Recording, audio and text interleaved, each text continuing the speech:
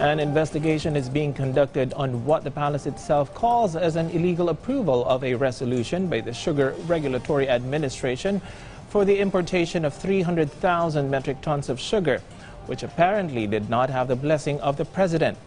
Although the chief executive has already talked with a government official who signed on his behalf, Malacanang insists the investigation should still continue to determine whether or not heads should roll.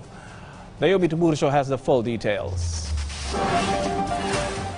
To address the sugar shortage and its high prices, Executive Secretary Vic Rodriguez ordered the Sugar Regulatory Administration, or the SRA, to create an importation plan.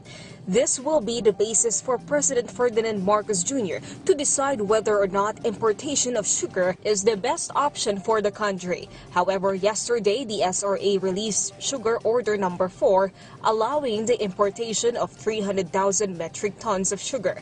Among those who signed the resolution was Agriculture Undersecretary Leocadio Sebastian on behalf of President Marcos Jr. as the chairperson of the SRA and the Agriculture Secretary, as well as SRA Administrator, Engineer Hermenegildo Serafica, and 2 other board members. Press Secretary Trixie Cruz Angeles immediately released a statement saying the order was not approved by the president. In today's press briefing, Secretary Cruz Angeles called the resolution illegal.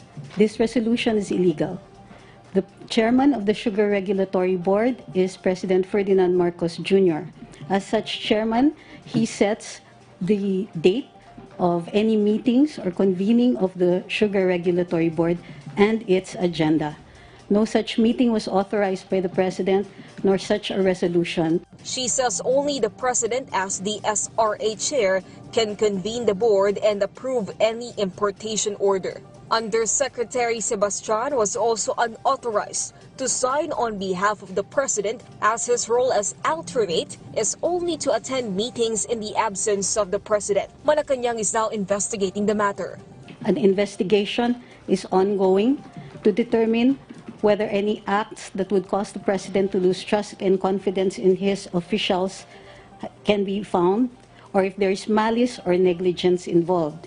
In such a case, if such findings are made, then the only determination left will be how many heads are going to roll. Yesterday, a photo was posted in the office of the President's Facebook page showing the meeting of President and the Undersecretary Sebastian.